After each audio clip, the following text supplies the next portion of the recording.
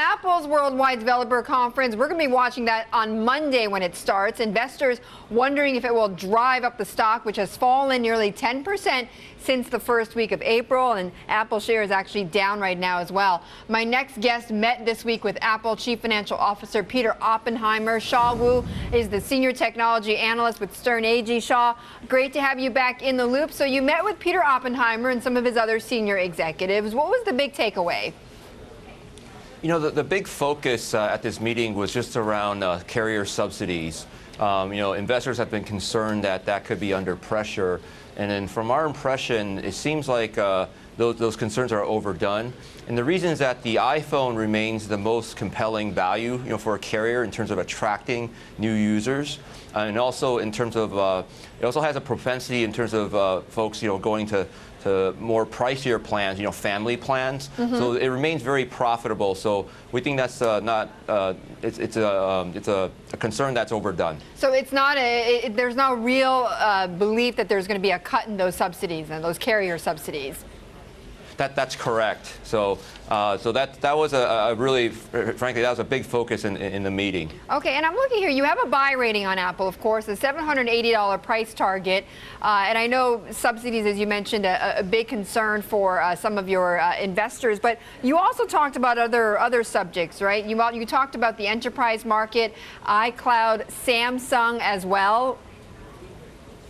That's correct, yeah. So, in terms of the iCloud effort, they really believe that this is the platform of the future. Before it used to be the Mac in terms of the hub, the central hub, but now they believe the cloud is where they can build a platform. They believe they have the complete ecosystem. They have the devices, and we're probably going to see enhancements in the iCloud probably on Monday. Oh, really? On Monday? Okay. So that may be one of the new developments there. What did they mention about Samsung, one of their biggest competitors? Yeah, so Samsung is interesting for Apple. It's a love and hate relationship. Obviously they're in these lawsuits with Samsung, in terms of the handset side. But on the component side, Samsung remains a key supplier, for namely the NAND. They also fab the processor. It's kind of a delicate balance, and our sense is that they'll likely remain kind of that case, kind of a love and hate type of relationship. But it's not going to affect the company that significantly, is what your takeaway was with Samsung.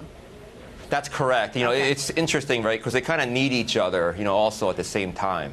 Shaw, and again, I get back to your price target, though, which is quite, high, $780. What exactly from this meeting, though, made you reiterate that price target? What was critical there? Yeah, I think the key thing that people worry about is the innovation going to continue, obviously, post Steve Jobs, and we believe yes. So we met with Eddie Q, who's head of the iTunes App Store and iCloud, and it just seems like they still have a lot of fire in their belly. They are not satisfied. They're still very hungry, and we think Apple's going to continue to innovate and lead in the marketplace, and that leads to our confidence in our buy rating and price target. But there's still some concerns, though, that on Monday they're going to come out with maybe some improvements on the Mac and other products, but nothing's going to wow consumers or the investors, and that could be a risk for the stock. Well, we actually think the improvements that we'll see on Monday in terms of software will be quite important. For example, Maps. We're hearing that the new Apple's Maps capability is going to be very cutting edge and the most advanced in the market. So we think that's going to be important. And the other thing is around, photo sharing is obviously very important. Facebook's very strong there, Instagram. We're hearing, Apple's going to make their capabilities stronger. And then the Mac business, which has been somewhat of a laggard, that's going to, what we're hearing is that's going to see a pretty big refresh. So we think that could jumpstart the product. And then later this year, we think, there's obviously the iPhone 5. So we think that's going to be a big catalyst.